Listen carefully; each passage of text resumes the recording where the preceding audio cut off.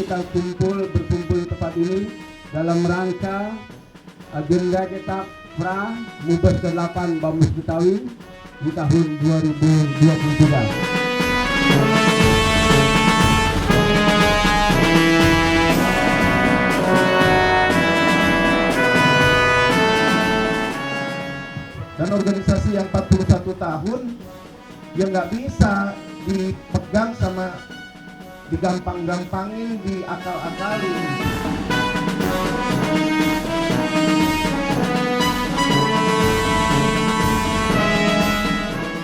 Kenapa? Di tingkat KSB atas ini semua Bamus hanya kolegial kepentingan aja. Dia tidak lepas semuanya. Maka akibatnya di tingkat kelurahan itu, provinsi tingkat bawah, kelurahan itu, Bamus itu tidak dikenal.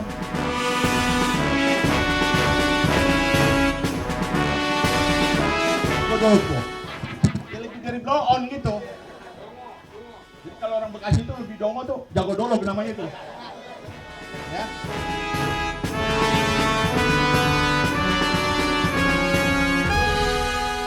Satu hal yang kita harus pikirin, keluar dari sini bahwa kita tidak ada Mubes, maka kita dianggap Mubes 82, Mubes 83 nanti.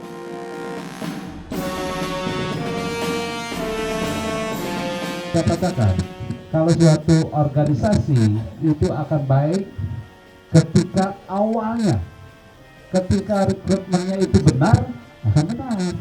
Tapi kalau rekrutmennya, mubesnya udah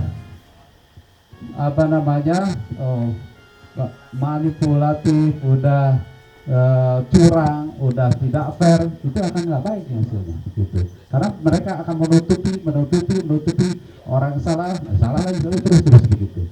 Jadi saya yakini tempat ini insyaAllah yang benar daripada yang sana. Ketentuan itu merupakan, kita menilai ketentuan itu merupakan sebuah pengembirian daripada kedaulatan. Kenapa? Karena ketentuan itu menyebabkan yang berhak maju itu paling banyak 3 konsesan. Itu satu. Kedua, ketentuan tentang uang setoran 100 juta itu sama sekali tidak pernah terjadi dari mulai Bamus Betawi ke-1 sampai ke-7. Karena itu merusak harkat dan martabat Bamus Betawi.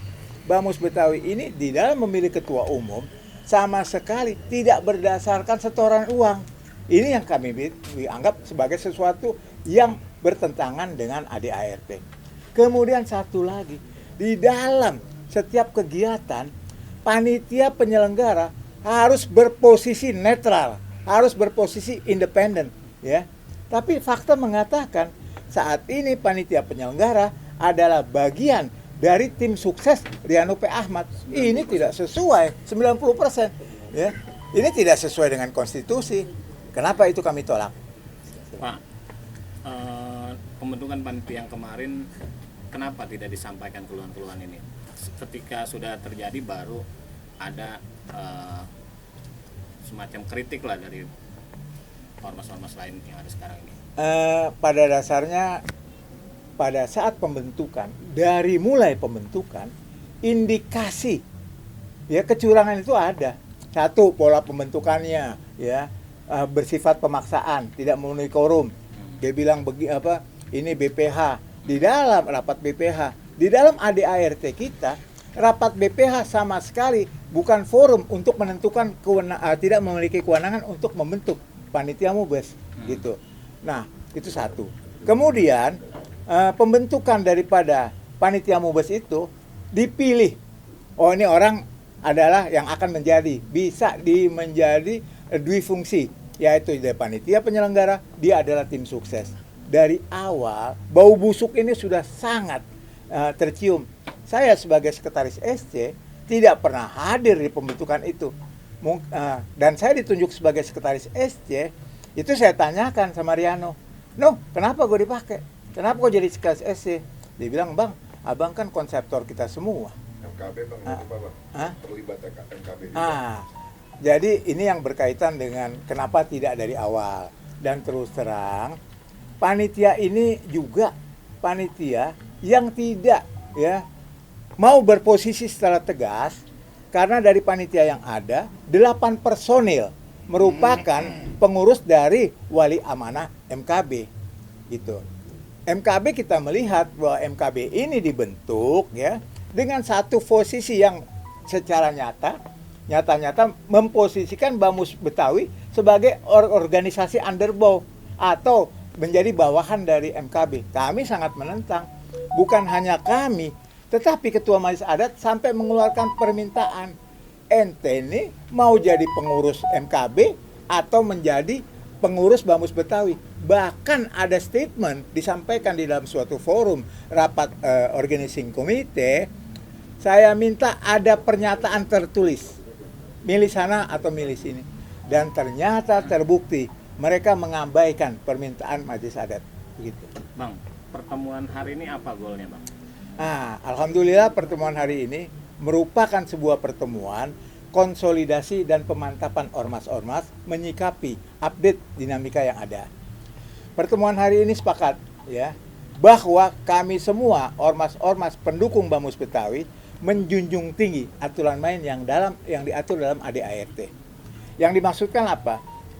Di pasal 38 ayat 4 dikatakan apabila sampai dengan berakhirnya masa jabatan, artinya 1-2 September ini, belum juga dilakukan mubes, maka automatically kedaulatan dikembalikan kepada ormas.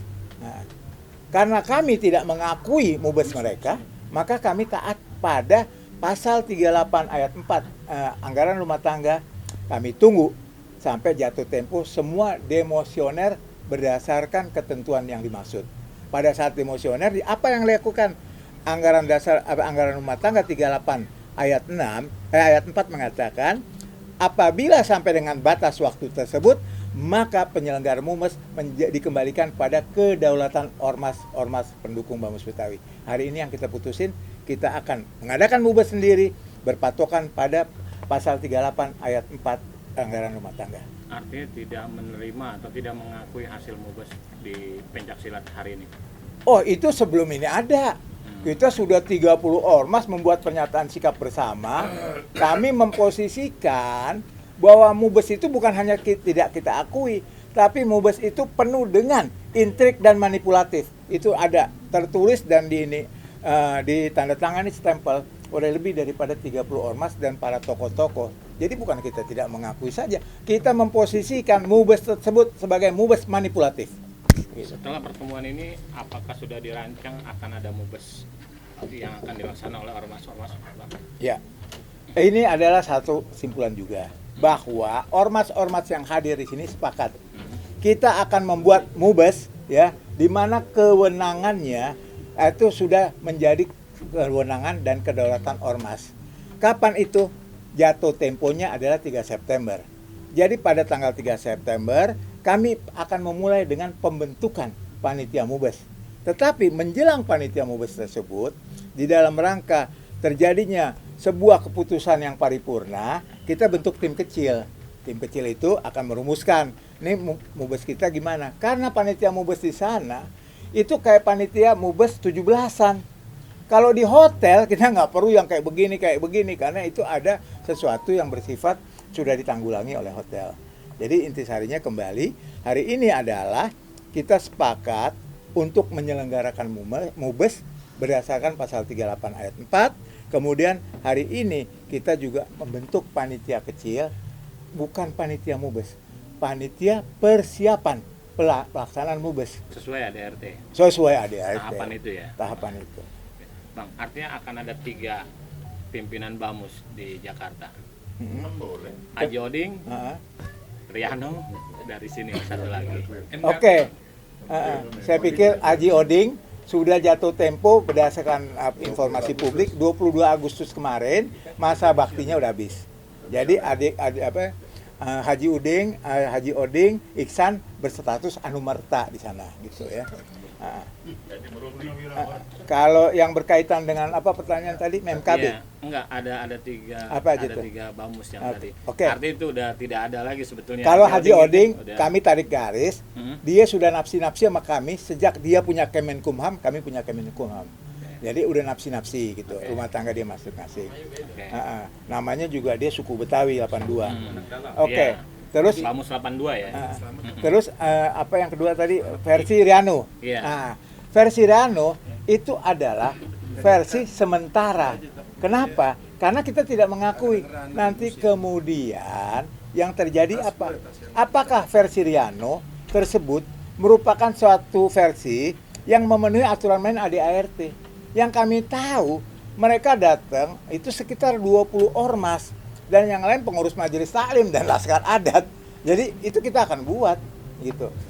Kalau mereka tidak memenuhi quorum, maka automatically bahwa mubes mereka adalah mubes yang tidak sah karena dilaksanakan tidak sesuai dengan quorum organisasi. Kalau itu ya sudah berarti tinggal kami. Karena itu kami harus melaksanakan mubes yang memenuhi quorum, yang memenuhi ADART. Saya pikir demikian. Satu lagi Bang, mungkin kondisi sekarang Betawi yang semakin tidak menentu. Apa yang mungkin bisa disampaikan dengan kondisi sekarang? Ini menarik. Orang berasumsi Betawi tidak menentu. Ini dinamika emosi, bukannya tidak menentu. Ini dinamika emosional yang dibarengin dengan orang yang memiliki ambisi tapi tidak taat. Jadi Betawinya nggak ada masalah. Betawinya nggak ada masalah. Kemarin malam ya, tanggal 29 yang kemarin malam, saya rapat dengan Ditjen Otonomi Daerah ya, dengan anggota DPR Komisi 2 berbicara tentang undang-undang yang akan menggantikan ya. Itu ada semacam pertanyaan tidak langsung gitu. Karena kita bilang kita mewakili Bamus Betawi. Ada pertanyaan, "Bang, emang cuma satu-satunya Bamus Betawi?" Nah itu. Karena undang-undangnya akan menjadi cantelan. Saya kasih ilustrasi bahwa masyarakat Betawi agar bapak-bapak tahu begitu egaliter.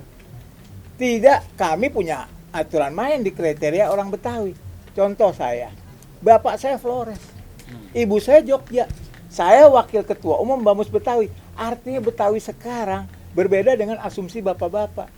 Kami tidak menganggap ini permasalahan, justru di kriteria ADART kami, Bamus Betawi, untuk egaliternya makin luas, tetapi tidak seluas-luasnya. Ada catatan. Misalnya kayak saya nggak boleh jadi ketua umum, kagak pantas. Lalu saya bilang sebagai Betawi tanjakan, saya nggak pantas. Yang berhak adalah Betawi turunan, begitu. Siapa kita? Bamus Betawi. Siapa kita? Indonesia.